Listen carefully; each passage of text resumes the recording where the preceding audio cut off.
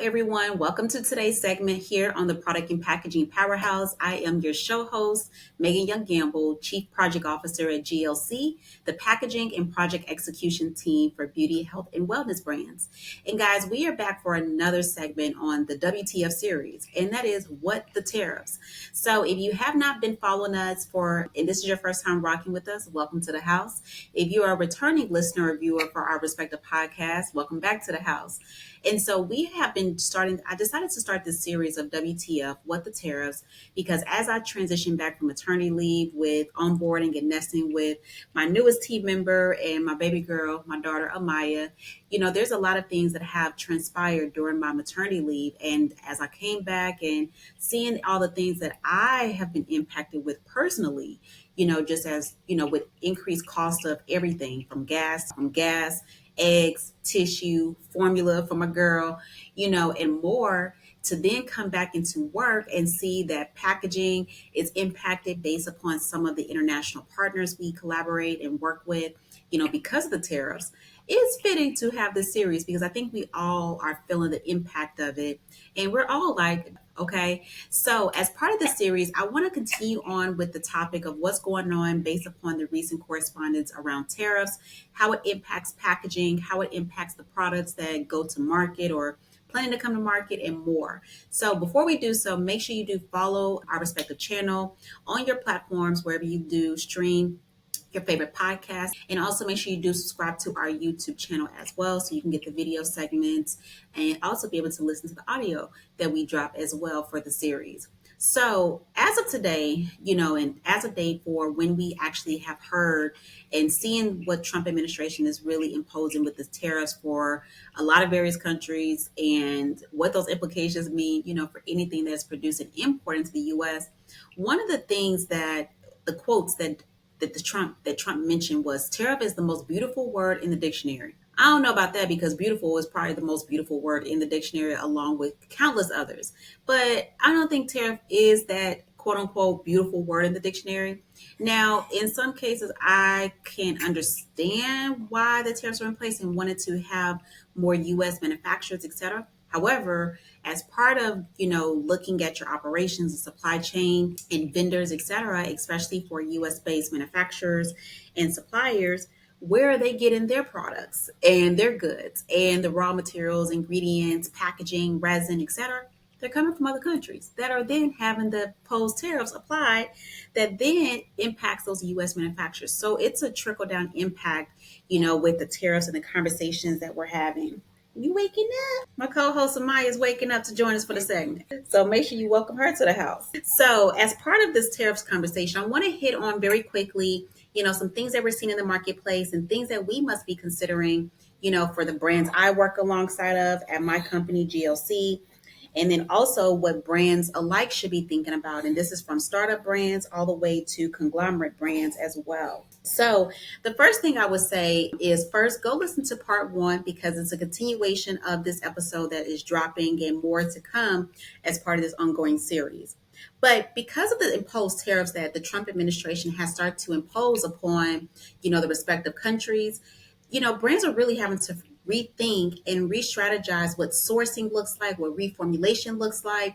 If they reformulate, do they have to utilize less differentiated ingredients, or do they have to absorb the cost already to their tight margins? And doesn't matter if you're an emerging or startup brand to a conglomerate. Everybody is assessing their bottom line at the end of the day to see what makes sense because of the tariff implications that are coming. So, so think about, like, for example, Fenty Hair. I love Fenty Hair brand. I think their products are phenomenal. And then they have the whole Fenty brand where they have the lingerie, they have the makeup, they have the skincare, and now they have hair care category, and they have the perfume, right? So when you think about the Fenty brand as a whole and the different sectors, underneath the brand, if you look at Fenty Hair respectfully, their full-size shampoo and conditioner bottles are in aluminum bottles. And so when you think about this and you're seeing what the imposed tariffs will look like and reciprocal tariffs, et cetera, contingent upon the respective countries. So if it's coming from Korea, if it's coming from China, different percentages and such, even though we may still be at a pause within the 90-day period, but that's going to be ending here soon. And so what does that mean for these implications? What does that mean for the brands that are having to procure, their packaging components? What is the implications of the tariffs for, procuring some of the ingredients and such? So there's a lot of things to think about. And at the end of the day, brands have to really be strategic of what their supply chain looks like, what the impact of innovation looks like, how do they offset some of those costs respectfully, because of the tariffs, what type of ingredients are they going to use versus not use, so there's a full strategy that is required to really evaluate as part of this. And this is a big implication, and it's really the WTF. And so one thing I want to share with you that recently came out is the e.l.f. brand, Eyes, Lips, and Face. They recently published on their Instagram page how they're going to have to start raising the prices of their products starting in August 2025 to help manage inflation and the tariffs. And so if this big conglomerate who just acquired Rhodes with the founder Haley Bieber, then you know that startup brands are not able to absorb those costs because they already have tight margins and they're launching a product to solve that need or that pain point, for their ideal consumer or client. And they cannot absorb that, so they're having to reevaluate their pricing strategy and then go back to what is their defined sales strategy, to what is their defined marketing strategy, to what is their advertising budget, and so it's a big impact, all across for startup brands to big conglomerates alike, where we're all reassessing what does product launches, packaging, sourcing, procurement, reformulations really look like, and do we absorb the cost? Which means you have tighter margins. And if you're in retail, you already having to pay additional to have your products be on retail shelf. What does that look like? So there's a big strategy in place. And one thing that I'm having conversations with my respective brands, baby girl's playing on her crinkle paper, her keys, like she's typing as we're talking. So excuse the crinkle if you hear it, but just being a mom who's navigating motherhood and also business and also with the tariffs. Okay. So anyways, so brands are really having to think about strategically what this means and also bringing everybody to the table. So when I say everybody, this is in reference of your team. So you as a CEO or a brand founder, to your procurement office, your procurement team, your operations team, project management team, your retailers, your suppliers, for primary packaging, whether it's a towel, a jar, a bottle, etc., to the secondary packaging, folding carton, labels, etc., tertiary packaging for maybe your corrugated or master shipper boxes, etc. So this is a full strategy that requires all players to be at the table to really think through what the strategy looks like. And this really requires companies to implement a SCRUM approach where you're having to think about the strategy in a 2-week period because things are constantly changing, under the Trump administration with the imposed tariffs, especially contingent upon which country you may be procuring your packaging from and your key ingredients from, so this is a big impact. So that's one thing that I would say, is advantageous with me having the conversation with the brands is not only am I a project manager, that's my first role, but as a project manager, we have a toolkit of various methodologies that we pull from to use when necessary. So that's where the SCRUM methodology, where we're having to do things in 2-week sprints. And in cases, we may have to be agile for a continuous iteration. But sometimes we have to look at the Kaizen approach for continuous improvement and what that looks like and the timing for it to then roll into project management, if it's going to be a waterfall approach or what this means. So there's a lot of things at play, and that's why all team members are required to be at the table. Now, as I talked about, the imposed tariffs that are coming from respective countries, and it impacts not only the packaging, but it also impacts some of the key ingredients contingent upon where you're sourcing it from. So one thing that the U.S. Trade Representative has mentioned is that there are certain ingredients that are actually part of the exclusions list. And so if you're working in manufacturing or you're a raw material supplier, you may be aware of this. But if you're a brand owner, you may not know that certain ingredients are not affected with the imposed tariffs. And so some of those key ingredients are a salicylic acid. Okay, baby. Benzoic acid, some selective mineral oils, and then also looking at vitamins A, C, and E with select peptide and protein derivatives, and also sunscreen filters such as zinc oxide and titanium dioxide. So these are some key ingredients that are excluded. from imposed tariffs. So even though there are certain key ingredients that are excluded, it does still require everybody to be at the table and to still have those intentional conversations to understand what the impact is, etc. So, for some of my strategies and recommendations I mentioned on part one, in reference of what you can do and some of the top questions to ask some of your suppliers. So go check out that episode. The link is down in the show notes for you all. But one thing I would really say is really understanding, when you do have your suppliers and manufacturers at the table, how are they monitoring the tariffs? What are they doing? How are they getting involved with legislation, to understand the impacts? What are the alternative solutions that they can offer or recommend for you?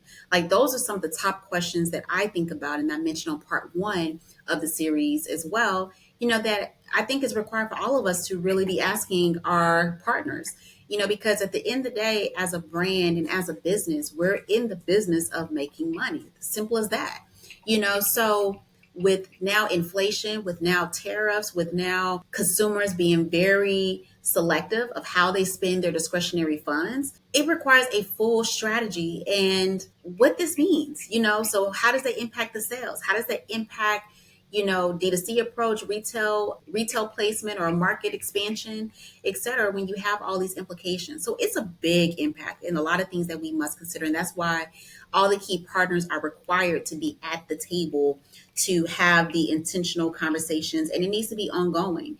It's not just a one conversation and done. It's not a one solution fits all approach. It's something that really has to be tailored for each brand, for each customer, and each manufacturer that you may be working with. So, so those are things that we're seeing in reference, like the impact of the tariffs, respectfully.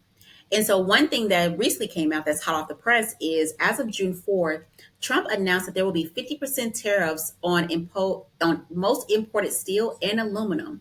So this impact of the 50% tariffs apply will be with a lot of our trading partners. But the major hit to, respectively, the beauty industry is going to be with our partners, our neighboring partners, Canada and Mexico. So with Canada, they are our number one of our top suppliers, respectfully, for aluminum.